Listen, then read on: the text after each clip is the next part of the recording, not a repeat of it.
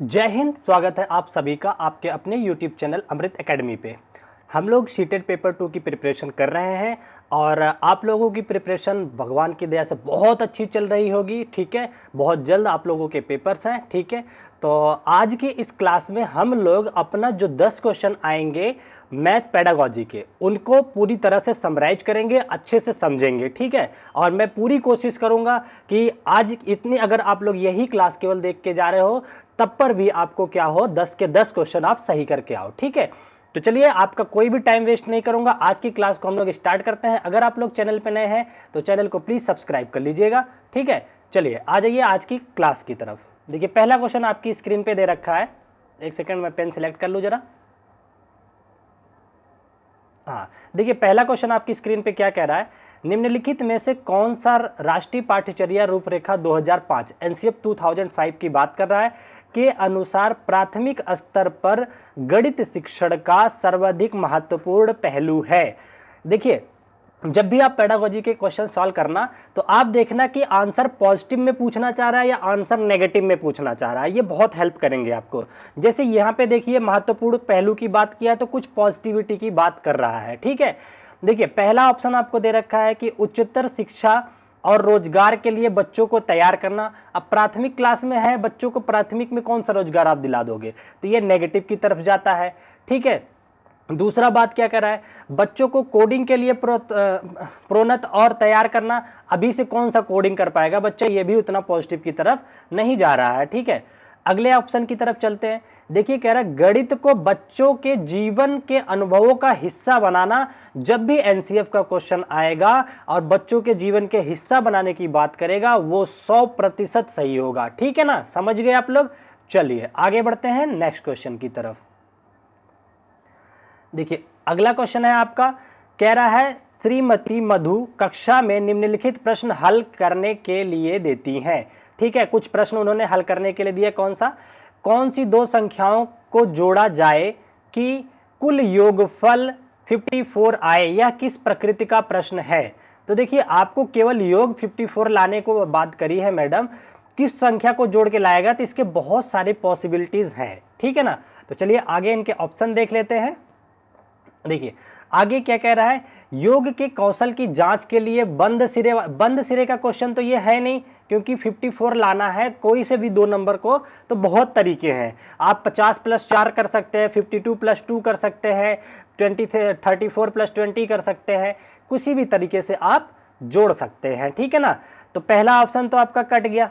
ठीक है, दूसरा कह रहा है विद्यार्थियों को भ्रमित करने के लिए गलत तरीके के बनाया गया प्रश्न है। नहीं, कभी भी भ्रमित करना, इस तरह से गलत तरीके का बनाना, ये कोई आंसर सही नहीं होते हैं। ठीक है ना, अगला आंसर आप लोगों को दे रखा है गणितीय चिंतन को बढ़ावा देने के लिए खुले सिरे वाला प्रश्न। ये बिल्कुल सही है। खुले सिरे वाले प्रश्न वो होते हैं जिनके एक से ज़्यादा आंसर पॉसिबल हों, बहुत तरीके से आंसर दे सके। अब देखिए 54 लाने के लिए बच्चे बहुत दिमाग लगाएंगे, अलग अलग तरीके से इतना जोड़े, इसमें से इतना जोड़े, बहुत पॉसिबिलिटीज आएंगी। तो यही आपका सी ऑप्शन बिल्कुल करेक्ट होता है। ठीक है ना, चलते हैं अपने अगले क्वेश्चन की तरफ। देखिए नेक्स्ट क्वेश्चन आपकी स्क्रीन पे ये दे रखा है, क्या कह रहा है, आकृतियों पर एक अध्याय पर चर्चा करने के पश्चात शिक्षक विद्यार्थियों से पूछता है। ठीक है, हाँ, शिक्षक विद्यार्थियों से पूछता है गाड़ियों के पहिए वृत्ताकार क्यों होते हैं। ठीक है, कक्षा में पूछे गए इस प्रश्न के बारे में आप क्या सोचते हैं कि ये जो प्रश्न पूछा है कि गाड़ियों के पहिए गोलाकार क्यों होते हैं, वृत्ताकार क्यों होते हैं, तो क्या समझना चाहते हैं। पहला कह रहा है कि यह समय की बर्बादी, ये ऐसे आंसर तो तुरंत आप काट देना, बिल्कुल नेगेटिव होते हैं। या शर्मीले विद्यार्थियों को उत्तर देने के अवसर, विद्यार्थी कोई भी शर्मीला नहीं होता, ये सब नेगेटिव चीजें होती हैं। ठीक है, अगला क्या कह रहा है कि यह विद्यार्थियों में तार्किक विवेचना विकसित करेगा, बिल्कुल सही कह रहा है। It develops logical reasoning in the student. बच्चा अपना तरह तरह का दिमाग लगाएगा कि इससे घर्षण कम हो जाएगा, कोई कहेगा इससे स्पीड बढ़ जाएगी, गोला है, वृत्त के समान है, बहुत तेज गाड़ी चलेगी, तो बहुत तार्किक तरीके से बच्चे सोचेंगे। ठीक है, तो सी ऑप्शन बिल्कुल आपका करेक्ट हो जाता है। ठीक है, समझ गए। चलो अगले क्वेश्चन की तरफ हम लोग बढ़ते हैं। ठीक है, देखिए नेक्स्ट क्वेश्चन है, निम्नलिखित में से कौन सी पद्धति व्यवहार गणित में पाठ योजना के लिए सबसे कम रूप से उपयुक्त है। देखिए यहाँ पे सबसे कम रूप से उपयुक्त है, इसका मतलब जो ज्यादातर नेगेटिव की तरफ की लेके जाएगा आंसर, वही अपना ऑप्शन बनेगा। ठीक है, जो नेगेटिव की तरफ आंसर को खींच के ले जाए। पहला कह रहा है अधिगम पर बल देने के लिए गणित के लक्ष्यों को सुव्यवस्थित करना, ये तो पॉजिटिव की तरफ आंसर जा रहा है। गणित के चीजों को सिखाना, अधिगम की बात करना, ये सब ना पॉजिटिव की तरफ ले जा रहा है। अगला कह रहा है, हमसे पूछा है कम उपयुक्त, ठीक है ना। अगला कह रहा है ऐसे कार्य देना जो विवेचना मतलब तर्कणा और समस्या समाधान को बढ़ावा दे, ये भी पॉजिटिव की तरफ ले जा रहा है। ठीक है ना।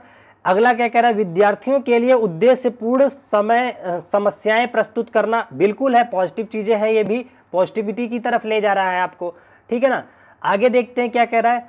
कह रहा पढ़ाई गई अवधारणा पर आधारित पाठ्य पुस्तक में दिए गए सभी प्रश्नों को हल करने का गृह कार्य दे देना, ये बिल्कुल नेगेटिव होता है। आपके पेडागोजी का कोई सी भी अगर आंसर में कहता है पाठ्य पुस्तक की बात कर दे, फार्मूलों की बात कर दे, गृह कार्य की बात कर दे, सभी प्रश्नावली हल करने की बात कर दे, ये सारे के सारे आपके नेगेटिव की तरफ जाते हैं।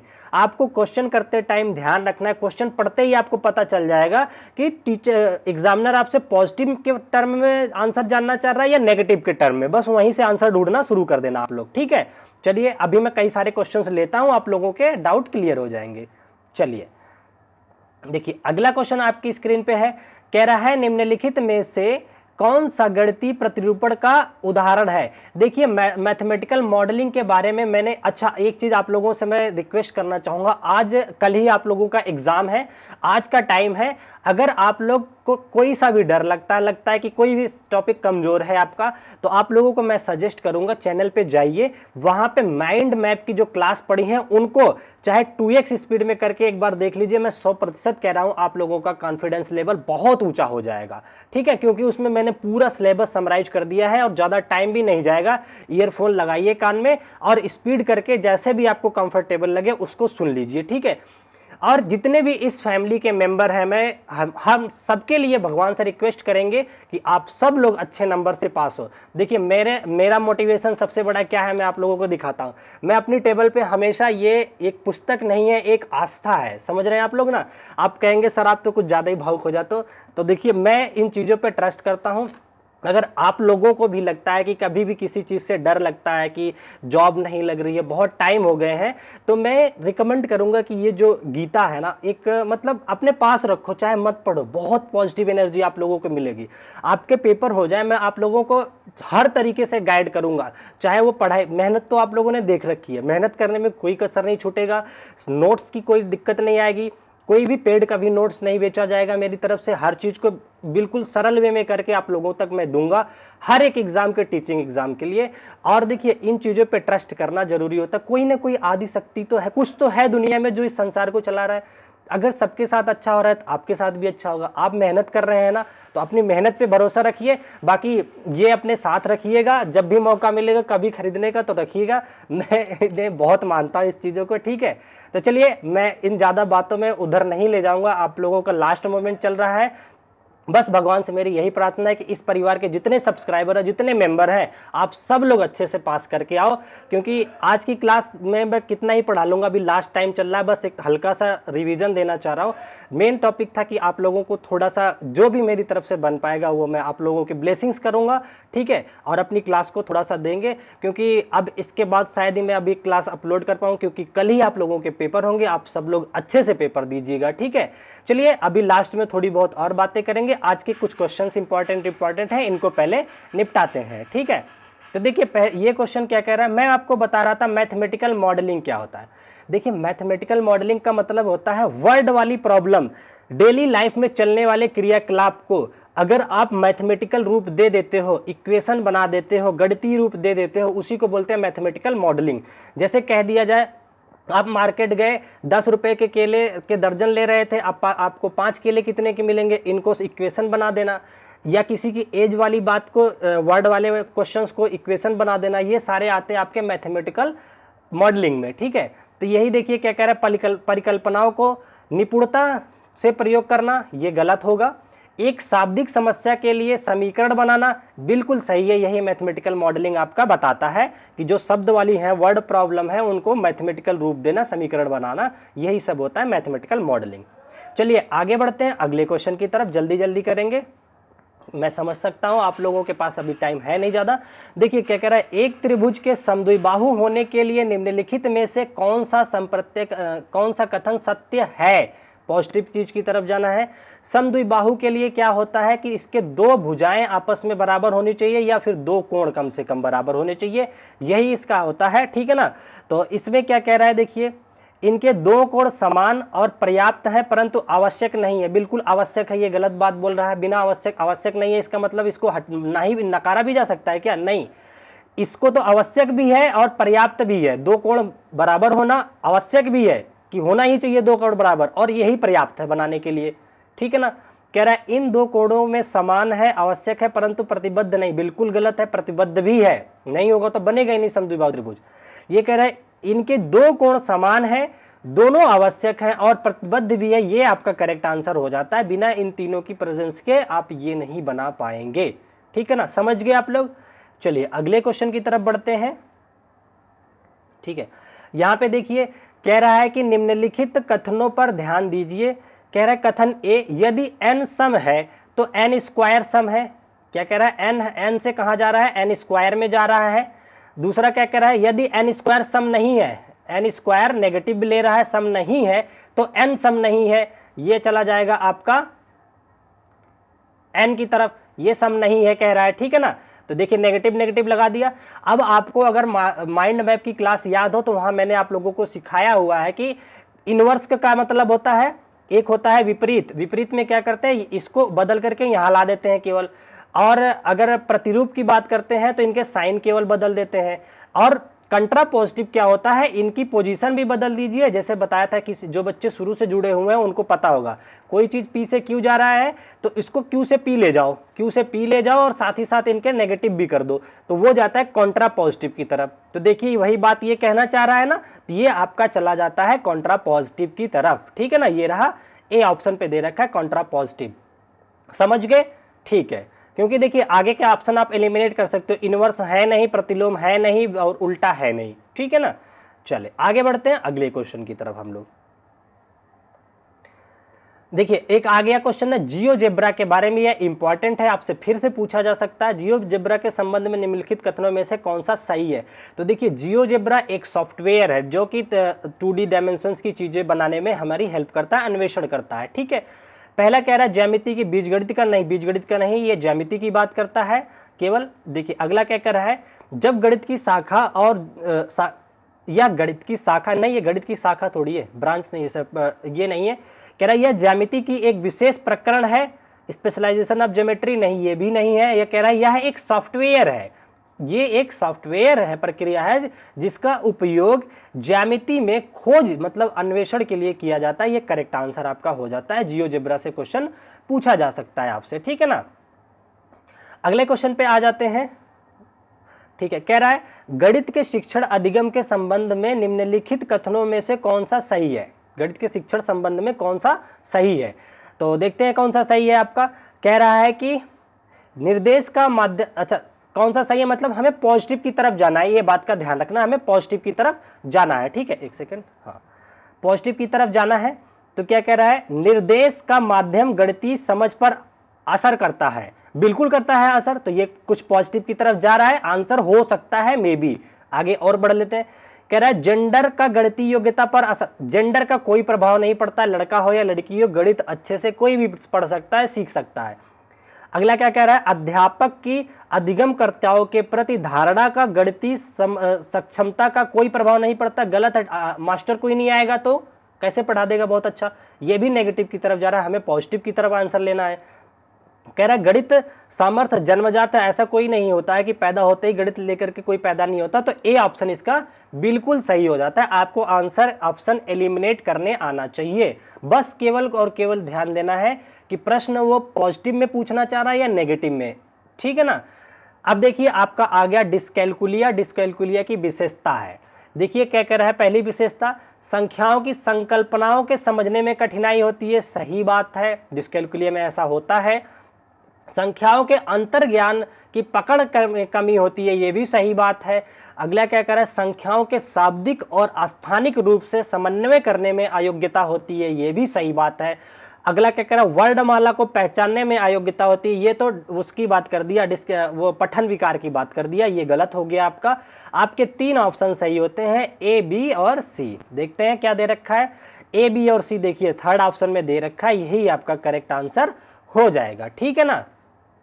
चलो आगे बढ़ते हैं अगले क्वेश्चन की तरफ। देखिए नेक्स्ट क्वेश्चन आपसे कह रहा है, निम्नलिखित में से कौन सा बच्चों में गणित के प्रति चिंता उत्पन्न करने वाला सबसे कम उपयुक्त कारक है। मतलब हमें नेगेटिव चीजें ढूंढनी है, नेगेटिव ऑप्शन की तरफ जाना है, कम उपयुक्त पूछा है, ठीक है।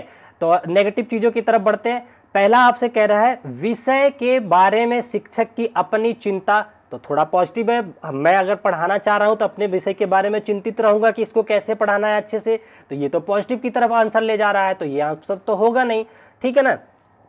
अगला कह रहा है, गणित एक कठिन विषय है, इससे ज्यादा नेगेटिव तो कुछ हो ही नहीं सकता है, ठीक है ना। कह रहा है गणित एक कठिन विषय है तथा यह केवल लड़कों के लिए है, तो ये सबसे ज्यादा नेगेटिव की तरफ जा रहा है, तो कुछ न सोचना, ऐसी जगह पे यही आंसर होगा आपका, ठीक है ना। बात समझ गए, बस क्वेश्चन की प्रवृत्ति समझ जाओ और ऑप्शन पकड़ना सीख जाओ, बहुत आसान लगेगा आप लोगों को। आगे के ऑप्शन भी मैं नहीं चेक करूंगा, पढ़ना चाहो तो पढ़ लीजिए। कह रहा है देखिए, यह बोध के गणित सीखने में उचित तरीके से एकमात्र उत्तर देने का अभिलक्षण है, थोड़ा नेगेटिव है लेकिन सबसे ज्यादा नेगेटिव ये है। ये कह रहा है, उन क्रिया विधियों कलन विधियों को सिखाकर दोहराना जो बच्चों के दैनिक जीवन से परे हो, ये भी उतना पॉजिटिव। कलन विधि नेगेटिव की तरफ जाता है, लेकिन सबसे ज्यादा नेगेटिव आपका बी दिखा रहा है, क्योंकि जेंडर बायस की बात कर दिया है, ठीक है ना। चलिए अगले क्वेश्चन की तरफ बढ़ते हैं। देखिए क्या कह रहा है, कह रहा है नीचे दिए गए प्रश्न को हल करने के लिए बालिका में किस प्रक्रिया के विकास की आवश्यकता है। तो देखिए आप लोगों ने समीकरण पढ़ा होगा, आपको पता है इस तरह के प्रश्न हल करने का मतलब होता है एक्स की वैल्यू निकालना। एक्स की वैल्यू आप कैसे निकालोगे, इस प्रश्न को आपको अगर हल करना पड़े तो आप क्या करोगे, इसको इधर पक्षांतर करके ले जाओगे, इसको इधर पक्षांतर करके ले जाओगे, तो साफ साफ दिख रहा है तो इसमें पक्षांतर की बात कही गई है, ट्रांसपोजिशन की बात कही गई है, जो कि आपका डी ऑप्शन दे रखा है, डी ऑप्शन करेक्ट हो जाता है। कंठस्थीकरण गलत है, सरसमिका का प्रयोग कोई फार्मूला नहीं यूज हो रहा है, आगमनता कुछ नहीं है ऐसा, ठीक है, समझ गए। चलो जल्दी जल्दी हम लोग थोड़ा करेंगे, क्योंकि मैं नहीं चाहता आपका टाइम वेस्ट हो, आप एक क्विक रिवीजन हो जाए, 10 क्वेश्चन आप सही करके आ जाओ, बस इतनी सी प्रार्थना है। देखिए कह रहा है, एक कथन जिसे प्रायः सत्य माना जाता है क्योंकि वह स्वतः सिद्ध सत्य है। तो देखिए अगर कोई चीज स्वतः सिद्ध है तो उसको एक्सिम्स बोलते हैं, अभिगृहित बोलते हैं, याद रखना, इसको सिद्ध करने की जरूरत नहीं होती है, ठीक है ना। इसे क्या बोलते हैं, एक्सिम बोलेंगे, अभिगृहित बोलेंगे। परिमेय या थ्योरम क्या होती है, ये इसकी हेल्प से सिद्ध करने की इसको जरूरत होती है। प्रूफ आप लोग समझते हो, LHS इक्वल टू RHS की बात करता है, ठीक है। परिमेय का अलग चीज हो गई, ठीक है। चलो आगे बढ़ते हैं नेक्स्ट क्वेश्चन की तरफ। देखिए क्या कह रहा है, निम्नलिखित में से किस प्रश्न को हल करने के लिए समानुपातिक चिंतन की आवश्यकता नहीं है। ये पूछा, समानुपातिक चिंतन की आवश्यकता नहीं है।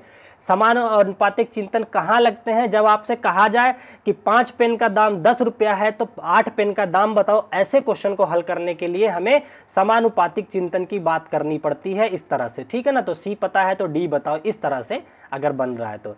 यहाँ पे देखिए दे रखा है पहला 20 किलो 400 में, तो 7 किलो आलू क्या होगा, ये समानुपातिक चिंतन बनेगा, तो ये आंसर नहीं होगा। अगला कह रहा है, सक्षमा 15 मिनट में 10 पृष्ठ पढ़ लेती है तो 20 पृष्ठ पढ़ने में कितना टाइम लगेगा, समानुपातिक चिंतन बनेगा, तो ये भी आपका आंसर नहीं होगा। अगले क्वेश्चन की तरफ बढ़ते हैं। देखिए क्या कह रहा है, एक वृक्ष की ऊंचाई 3 मीटर और सुबह के समय 11 बजे उसकी छाया की लंबाई 4 मीटर, शाम 4 बजे उसकी छाया की लंबाई क्या होगी। यहाँ पे कोई समानुपातिक बात नहीं किया गया है, तो यही आपका करेक्ट आंसर हो जाएगा, ठीक है, समझ गए आप अच्छे से। चलिए अगले क्वेश्चन की तरफ बढ़ते हैं अपने। अगला क्वेश्चन देखिए, ये रहा आपके स्क्रीन पे। देखिए क्या कह रहा है, वैन हेले का ज्यामितीय चिंतन के सिद्धांत का शुरुआती स्तर कौन सा है। मैंने आप लोगों को माइंड मैप फिर से एक बार कहता हूं, सारे सब्जेक्ट का माइंड मैप अभी भी जाकर के स्पीड में सुन लो, सब याद हो जाएगा, ठीक है ना। माइंड मैप में मैंने बता रखा था कि वैन हेले ने अपने 5 लेवल दिए थे ज्यामिति को समझने के। पहले लेवल में उन्होंने कहा था कि बच्चा अपने आसपास की चीजों को देख करके विजुलाइज करता है, समझता है कि समोसे को देख करके बोलेगा कि त्रिभुज जैसा है, इसको रोटी को देख करके बोलेगा वृत्त जैसा है। तो ये पहला लेवल आता है जिसको जीरो लेवल बोला था मैंने, ठीक है ना। ये आ गया। उसके बाद आता था एनालिसिस का, उसके बाद अनौपचारिक एनालिसिस, उसके बाद औपचारिक, उसके बाद दृढ़ आता था चौथे लेवल पे। 5 लेवल टोटल थे, जीरो से शुरू था, ठीक है ना। तो पहला लेवल इसने बात किया वैन हेले का स्तर का, शुरुआती कौन सा है, तो देखिए विजुअलाइजेशन, दृष्टिकरण या चक्षुषीकरण भी हिंदी में लिख के आ जाएगा, इंग्लिश याद रखो आप लोग, विजुअलाइजेशन बोलता है इसका पहला। समझ गए, कोई दिक्कत नहीं है। चलो आगे बढ़ते हैं अगले क्वेश्चन की तरफ। सॉरी देखिए नेक्स्ट क्वेश्चन आपको क्या कह रहा है, एक सेकंड, 56 नंबर है ना। देखिए क्या कह रहा है, रेहाना माचिस की तीलियों का इस्तेमाल करते हुए विभिन्न बहुभुज बनाती है और कोण मापक चांदा का सहायता से उनके आंतरिक कोणों का मापन भी करती है। वह 3 तीलियों की मदद से त्रिभुज और 4 तीलियों की मदद से चतुर्भुज के लिए उसमें एक और चतुर्भुज बनाने के लिए एक और तीली बढ़ा देती है, ठीक है। इसके बाद पंचभुज बनाने के लिए एक और तीली जोड़ती देती है, ठीक है ना। और इसी तरह आगे बढ़ती जाती है। बहुभुजों के कोणों के बारे में कौन सा कथन सत्य है, ठीक है। पहला कह रहा है किसी भी बहुभुज के सभी आंतरिक कोण 360 होते हैं, ये गलत बात है। हर आंतरिक कोण केवल 360 पे थोड़ी फिक्स हो जाएगा, ठीक है। अगला क्या कह रहा है कि एक चतुर्भुज सभी आंतरिक कोणों के कुल योग किसी त्रिभुज के सभी आंतरिक कोणों के योग का 3 गुना होगा, ऐसा कुछ नहीं है, ठीक है। त्रिभुज का 180 होता है, ये 360 चतुर्भुज का होता है, ये 3 गुना तो बना नहीं, तो ये भी आपका ऑप्शन कट गया। कह रहा है जब भुजाओं की संख्या में वृद्धि होती है तो बहुभुज के आंतरिक कोणों के माप में कुल योग में वृद्धि होती है, ये सही है। जितनी ज्यादा भुजा के आप बनाते जाओगे एंगल बढ़ते चले जाते हैं, ठीक है ना। तो बच्ची क्या कर रही थी, एक एक साइड बढ़ा करके बढ़ा रही थी, तो कोण भी बढ़ता जाएगा, यही आपका ऑप्शन सही हो जाएगा, ठीक है। चलो चलिए मैं एक सेकंड में पानी पी लूँ थोड़ा सा। और अगर आप लोग सब्सक्राइब नहीं किए तो कर लीजिए। कल से हम लोग देखिए, कल से हम लोग क्या करेंगे, अपना सुपर टेट, और सबसे पहले मैं बिहार के जो टीचिंग का होने वाला है उस पर फोकस करता हूँ, ठीक है। उसको कंप्लीट कराता हूँ 19 तारीख के बाद। उसके बाद लग जाएंगे एक कॉमन सब्जेक्ट, मतलब कॉमन बैच लेके आऊँगा मैथ और साइंस का, जिसमें आप किसी भी टीचिंग एग्जाम को दे लेना, एक भी क्वेश्चन बाहर नहीं जाएगा, ये मेरा वादा है, ठीक है। चलिए ये रहा आपका, आपकी स्क्रीन पे अगला क्वेश्चन दे रखा है। देखिए क्या कह रहा है, 57 कह रहा है एनसीईआरटी के अनुसार निम्नलिखित में से कौन सा कथन कक्षा 6 के अधिगमकर्ताओं के लिए अपेक्षित अधिगम प्रतिफलों में से एक नहीं है।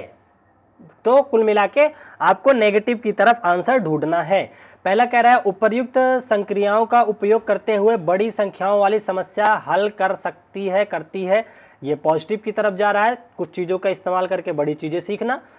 कह रहा है दी गई परिस्थिति का सामान्यीकरण करने के लिए चरों को विभिन्न संक्रियाओं के साथ उपयोग करता है, ये भी पॉजिटिव की तरफ जा रहा है। अगर आप चर होते हैं ना XYZ का यूज करके आप क्या करोगे, सामान्यीकरण करके हल कर सकते हो, पॉजिटिव का आंसर है।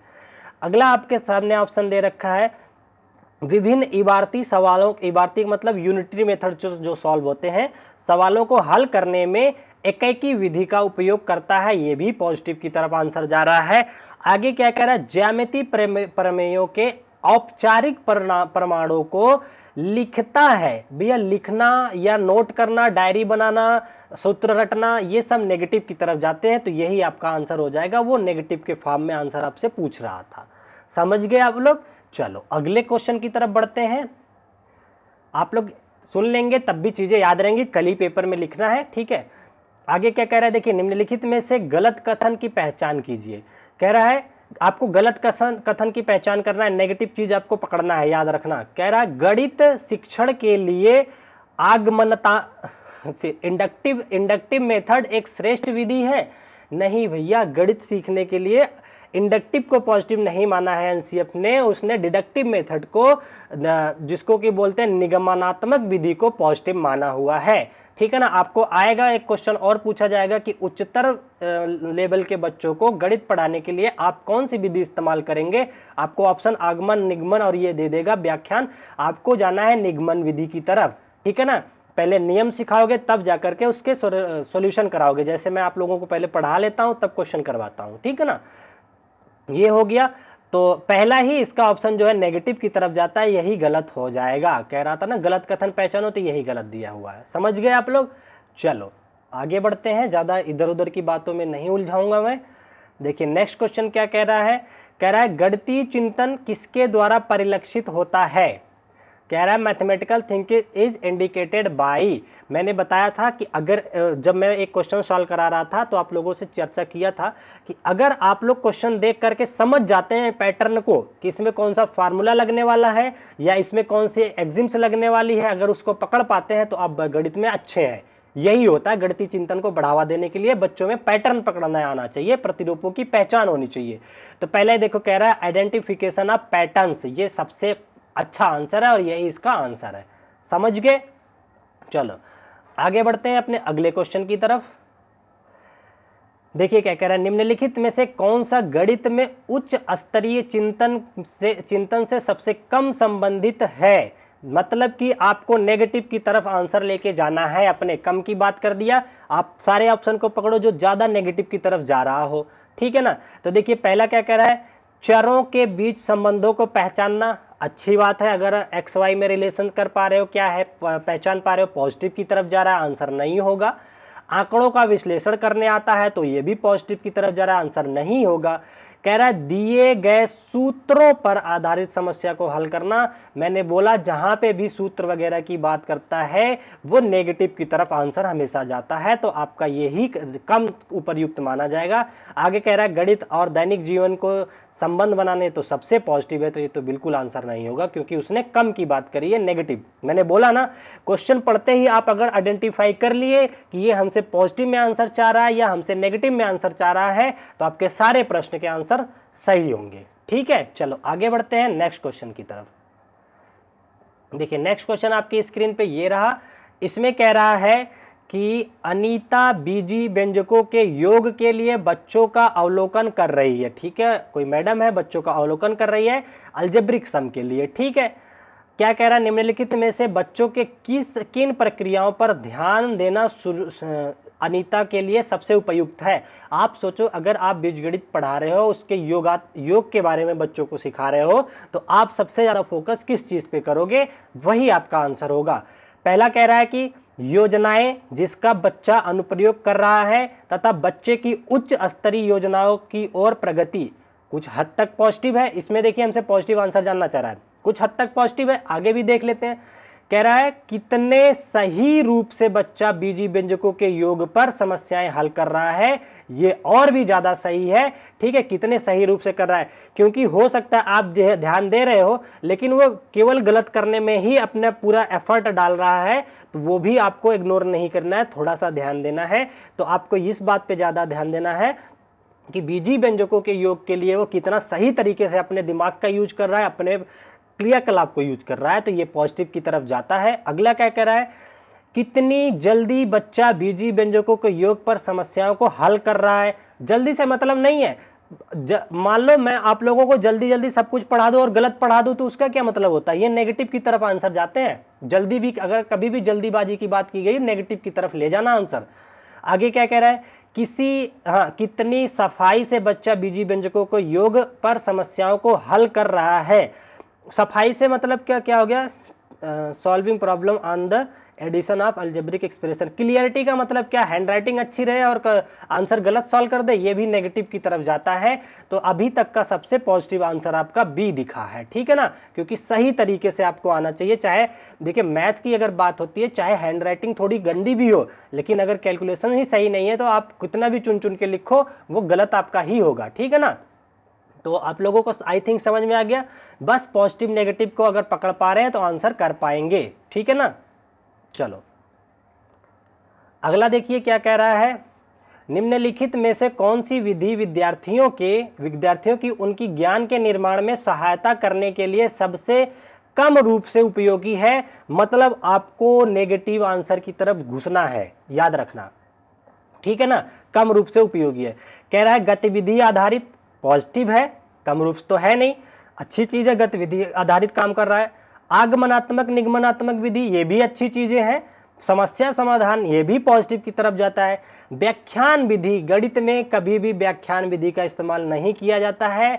इवन अब तो इसको बैन कर दिया गया है। छोटे बच्चे और माध्यमिक बच्चों को इस विधि से पढ़ाने का लेक्चर आप नहीं केवल डिलीवर कर सकते हैं, ये पीएचडी लेवल के बच्चों के लिए होता है। ये नेगेटिव की तरफ जाता है आपका, समझ गए।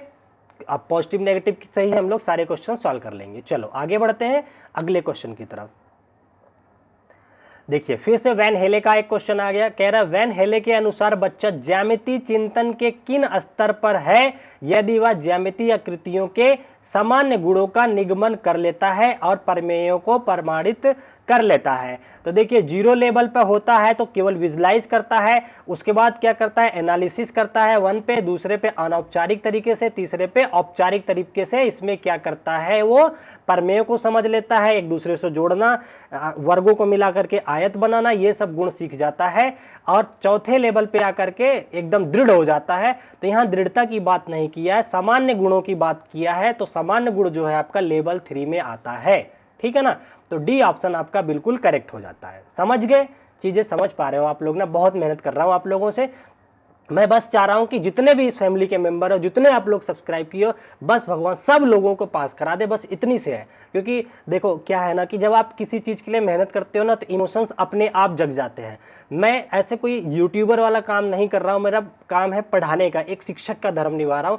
ये नहीं, कभी भी आप लोगों ने ये देखा होगा कि मैं क्वेश्चन लेकर के 10 क्वेश्चन लेकर के आप लोगों का घंटों घंटों टाइम वेस्ट कर रहा हूँ, ऐसा कभी भी मेरा उद्देश्य नहीं होता है। मेरा पूरा फोकस होता है कि कम टाइम में आसान तरीके से अच्छा कंटेंट आप लोगों तक डिलीवर कर पाऊँ, ठीक है। मेरा हमेशा यही मोटिव रहा है और मैं उसी अपने प्रयास से, अपनी मेहनत से बस ये चाहता हूँ कि अब अगर मेरा ये फर्स्ट बैच रहा है, आप सब के सब पास हो। आकर के कमेंट करो कि सर मैंने अच्छा किया है, मेरा पास हो गया है, क्लियर हो गया है, मुझे बहुत अच्छा फील होगा। और मैं सच बता रहा हूँ, जितने बच्चे मेहनत कर रहे हैं, भगवान हम सब के साथ है, आप सब लोग पास होगे, किसी को भी डरने की ज़रूरत नहीं है।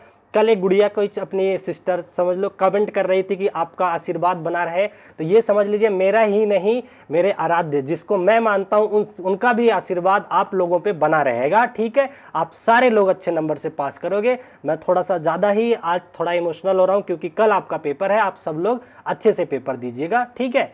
चलिए अगले क्वेश्चन की तरफ बढ़ते हैं हम लोग।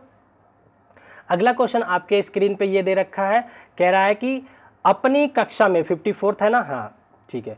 कह रहा है अपनी कक्षा में एक सीधी रेखा की लंबाई का मापन करते हुए एक बालिका उल्लेख करती है कि मेरे पैमाने मतलब स्केल जो है उसकी का कोई भी बिंदु एक आरंभिक बिंदु के रूप में लिया जा सकता है। इसका मतलब वो जानकार है, आप जरूरी नहीं है 0 से ही काउंट करना शुरू करो, 1 से 3 के बीच में। तो आगे क्या कह रहा है, बालिका मापन की अवधारणा के प्रति समझ नहीं बना पाई है। ये गलत बात है, समझ बना पाई है तभी तो कह रही है कहीं से भी शुरू कर सकते हो। अगला कह रहा है बालिका को यहाँ पर सही करने की ज़रूरत है कि केवल 0 ही आरंभिक बिंदु के तौर पर लिया जा सकता है। ये गलत बात है, 0 ही नहीं लिया जाता है, कहीं से भी आप काउंट करके अपना मेजरमेंट शुरू कर सकते हैं। अगला क्या कह रहा है, बालिका मापन की अवधारणा के प्रति समझ बना पाई है, का संरक्षण कर पाई है। बिल्कुल अच्छी समझ बना पाई है, तभी तो वो खेल रही है स्केल के साथ कि कहीं से भी शुरू कर दूंगी, ठीक है। अगला क्या कह रहा है, गणित में हतोत्साहित करना, ये तो एकदम ही गलत हो गया। तो आपका सी ऑप्शन बिल्कुल करेक्ट हो जाता है, ठीक है। चलिए अगले क्वेश्चन की तरफ बढ़ते हैं। देखिए नेक्स्ट क्वेश्चन आपका क्या है, कह रहा है गणितीय प्रश्नों को हल करने की क्षमता पर निर्भर नहीं करता है, आपको नेगेटिव की तरफ आंसर लेकर के अपना जाना है, ठीक है ना। कह रहा है नहीं की बात कर दिया तो आप नेगेटिव चीजें ढूंढो इसमें। कह रहा है प्रश्नों को हल करने के लिए नहीं करता है। कह रहा है गणितीय अवधारणाओं के अभ्यास तो अच्छी चीज है, अभ्यास करोगे तो ज्यादा सीखोगे। गणितीय अवधारणाओं की समझ, कॉन्सेप्ट डेवलपमेंट, अच्छी बात है, पॉजिटिव है। कह रहा है गणितीय अवधारणाओं के दृश्यीकरण, विजुअलाइजेशन, अवधारणाओं को देखो समझो। सबसे नेगेटिव तो ये दे रखा है, कह रहा है जेंडर व जाति, गणित सॉल्व करने में जाति बिरादरी जेंडर कोई मैटर नहीं करता है, ये बहुत ही नेगेटिव होता है, ठीक है। चलो आगे बढ़ते हैं, ठीक है ना। आगे क्या कह रहा है, निम्नलिखित में से कौन सा कथन गणित की प्रकृति के संबंध में सही नहीं है। फिर से एक आपको नेगेटिव की तरफ ले जा रहा है कि सही नहीं है, वो पूछ रहा है। पहला ऑप्शन पूछ रहा है कि प्राथमिक स्तर का गणित मूर्त है, प्राथमिक स्तर का गणित मूर्त है, सही बात है, गणित मूर्त तो है प्राथमिक स्तर, लेकिन पूरी तरह से तो नहीं है। इसमें अमूर्तता की आवश्यकता ही नहीं है, ये तो बिल्कुल ही गलत बात कर दिया। गणित तो अमूर्तता की चीज ही होती है कि गणित कोई पकड़ के देखने वाली चीज नहीं है ना, उसको समझने की चीज है। तो यही कि आपका नेगेटिव की तरफ आंसर जाता है। आगे देखते हैं, हो सकता कोई और भी नेगेटिव हो, लेकिन अभी तक तो यही दिखा। कह रहा है गणित में अवधारणाओं को यथावत रूप से संप्रेषित करने के लिए विशेष शब्दावली का प्रयोग किया जाता है। कुछ हद तक सही है, कुछ वर्ड यूज करते हैं हम लोग, एक्सिम्स हो गया, प्रमेय हो गया, कुछ चीजें यूज करी जाती हैं। आगे कह रहा है गणितीय अवधारणाओं की प्रकृति पदानुक्रमित होती है, ये भी सही है। पहले आप छोटी चीजों को सीखते हो, फिर बड़ी चीजों को, इस तरह से पद होते हैं। अगला क्या कह रहा है, गणित निगमनात्मक तार्किक तर्कता पर शामिल है, बिल्कुल सही। मैंने बताया ना, डिडक्टिव से मैथ सॉल्व होती है, तो सबसे नेगेटिव अभी तक ए मिला, यही आपका आंसर है। ठीक है, चलो आगे बढ़ते हैं, ज्यादा टाइम नहीं लूंगा। ठीक है, नेक्स्ट क्वेश्चन देखिए, आपकी स्क्रीन पे दे रखा है, ये रहा। कह रहा है गणित की कक्षा में शिक्षिका ने रमन से पूछा कि यदि किसी त्रिभुज की आंतरिक कोण 2, 3, 4 के अनुपात में है तो उनके इन कोणों का माप क्या होगा। इस पर रमन ने कोणों का माप 40, 60, 80 बता दिया होगा। ठीक है, 80 होगा। रमन का उत्तर उसकी किस सक्षम क्षमता को दर्शाता है, तो बहुत ही पॉजिटिव सक्षमता को दर्शाएगा। ठीक है ना, क्योंकि ये अनुपात को समझ रहा है। ठीक है, तो समानुपातिक से रिलेशन है, सिंपल सा। गिनने का, कोण गिन थोड़ी पाओगे, समानुपातिक चिंतन, यही इसका पॉजिटिव आंसर होगा। माप तो कर ही नहीं रहा है वो, अनुमान अनुपात में दिया है तो समानुपात कर रहा है, रट कर तो एकदम ही गलत हो गया, ये भी गलत हो गया, ये भी आपका बी ऑप्शन करेक्ट हो जाता है। ठीक है, समझ गए। बस आप पॉजिटिव और नेगेटिव समझ के चलो, सब करके आओगे, मेरा पूरा भरोसा है आप लोगों पे। अगला क्या कह रहा है, गणित के शिक्षण अधिगम के बारे में कौन सा कथन सही नहीं है। फिर से हमें नेगेटिव की तरफ खींच के ले जाएगा आंसर। ठीक है, कह रहा है कि प्राथमिक कक्षाओं में गणित का ज्ञान प्रतिदीपों और सामान्यीकरण के अवलोकनों के माध्यम से सृजित किया जा सकता है, बिल्कुल किया जा सकता है। ठीक है ना, पॉजिटिव की तरफ जा रहा है। गणित का अधिगम संवाद आधारित एक सामाजिक प्रक्रिया है, बिल्कुल। कुछ जगह तो लगता है कि 5 केले का दाम 10 केले का दाम, इस तरह से क्वेश्चन चलते हैं, तो संवाद आधारित भी है, ये पॉजिटिव की तरफ जा रहा है आपका। ठीक है ना, अगला क्या कह रहा है, गणितीय ज्ञान के सृजन में संस्कृति और संदर्भों की कोई भूमिका नहीं है। ऐसे कैसे नहीं है, थोड़ी बहुत तो भूमिका है संस्कृति और उसका, तो यही आपका नेगेटिव की तरफ जा रहा है। ये चीजें हैं, संस्कृति का भी अपने यहाँ इस्तेमाल होता है। ठीक है, अगला क्या कह रहा है, गणित की अच्छी अध्यापिका विद्यार्थियों की गणित में रुचि का संवर्धन कर सकती है, बिल्कुल। अगर मैं अच्छा टीचर रहूंगा, एक अच्छे से आप लोगों को जोड़ करके चीज़ों को समझाने की प्रवृत्ति रखूंगा, तो आप लोगों में 100% मैं इम्प्रूवमेंट ला सकता हूं। आपको एक तर्कशील और एक अच्छे स्टूडेंट बनने में पूरी हेल्प मिल सकती है। ये हमारे भी गुण पे डिपेंड करता है कि हम कितना अच्छा करा रहे हैं। ठीक है ना, तो बिल्कुल ये पॉजिटिव की तरफ जा रहा है, लेकिन हमें आंसर जो है नेगेटिव वाला करना था, तो सी ऑप्शन आपका करेक्ट आंसर हो जाता है, क्योंकि उसने नहीं बोला है कि संस्कृति का इस्तेमाल नहीं होता है, गलत है। ठीक है, चलते हैं, आगे बढ़ते हैं। अब मैं थोड़ी सी आप लोगों से बातें करूंगा, ये आप लोगों के लिए बेस्ट विशेष मेरी पूरी साथ रहेंगी। ठीक है, ये आपका आखिरी क्वेश्चन है। ठीक है, जिसका आंसर मैं बता देता हूं। कह रहा है कि निम्नलिखित, एक सेकेंड देखिए, कह रहा है निम्नलिखित में से कौन सा गणित से सबसे कम रूप से संबंध है। देखिए, निगमनात्मक विधि संबंधित है, तार्किक संबंधित है, और स्वयं सिद्ध, ये भी एग्जिम्स की बात कर रहा, संबंधित है। एक्सपेरिमेंट देखिए फिजिक्स साइंस में संबंधित होता है, ये गणित के उसमें संबंध ज़्यादा नहीं रखता है, तो एक्सपेरिमेंट आपको नेगेटिव की तरफ ले जाता है यहाँ पे मैथ की कंडीशन में, तो ये आपका गलत आंसर हो जाता है।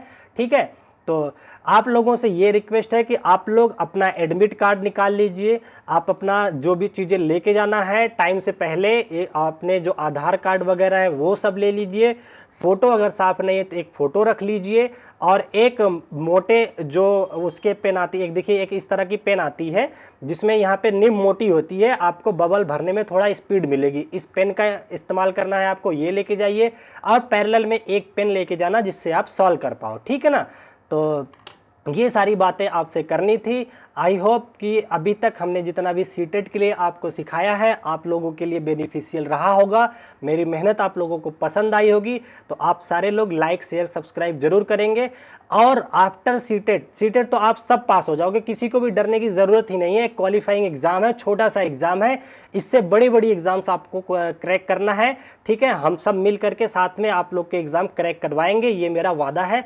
तो आप लोग को क्या करना है, धैर्य बना के रखना है। जो चीज़ें पढ़ ली हो 9 बजे तक, अगर आपका फर्स्ट शिफ्ट में पेपर है तो टाइम से पहले आप लोग पहुंच जाइएगा। ठीक है, और आज जल्दी सो जाइएगा ताकि आप सुबह जल्दी उठ पाओ। ठीक है, इन सारी बातों का ध्यान रखिएगा। अपने आने जाने का, अपने सेंटर का पता लगा लीजिएगा, वहाँ से कितनी डिस्टेंस है, कैसे कैसे आपको जाना है, किसके साथ जाना है, सब कुछ तैयार कर लीजिएगा। ठीक है ना। और जो अपनी फीमेल लर्नर है वो आप लोग इस बात का ध्यान रखिएगा, अगर आप लोग मान लो कान में या वैसे कुछ भी आभूषण वगैरह पहनी है तो पहले से ही निकाल के जाना, क्योंकि भले ही ऑफलाइन पेपर है, पहले से कुछ वहाँ के जो है ना उन लोगों की आदत हो गई है, वो निकलवाते ज़रूर है। तो वहाँ इनको देने से बढ़िया है, परेशान होने से बढ़िया है पहले से आप इन चीज़ों को तैयार करके जाओ। ठीक है, ताकि आप लोगों को वहाँ पे कोई भी प्रॉब्लम फेस ना करनी पड़े। ठीक है, और मैं चाहता हूं कि आप सब लोग अच्छे से पास करके आओ पेपर, अच्छे अच्छे कमेंट करो। ठीक है, और ये आज का अपना सीटेट का अभी के लिए आखिरी है। मैं चाहूँगा कि आप में से दोबारा कोई सीटेट के लिए ना पढ़े, सबका क्लियर हो जाए। आप सब लोग अब मेरे से मैथ साइंस पढ़ेंगे। आने वाले आगामी जो जहाँ से आपको नौकरी मिलेगी, जॉब मिलेगी, उस एग्ज़ाम के लिए जो मैं कोर्स लेके आऊँगा उसके लिए आप लोग पढ़ोगे, यही मेरी मनोकामना है। हो सकता है अब मैं आज कल पेपर है तो अब और वीडियोस लाना, आप लोगों को परेशान करना मैं ज़्यादा उचित नहीं समझ रहा हूँ। अगर आप लोग यहाँ तक वीडियो देखे हैं तो लाइक और कमेंट कर लीजिएगा, थोड़ा सा टाइम निकाल करके, बाकी टाइम अपने पढ़ाई पे दीजिए और अच्छे से करके आइए। हम सबका प्यार और भगवान का सबका आशीर्वाद आप लोगों के साथ है। ठीक है, जय हिंद, जय भारत। अच्छे से पेपर करके आइए। Thank you so much. यही मेरी मनोकामना है कि आप लोग का कमेंट पॉजिटिव आए हमेशा। Bye bye, thank you so much, जय हिंद।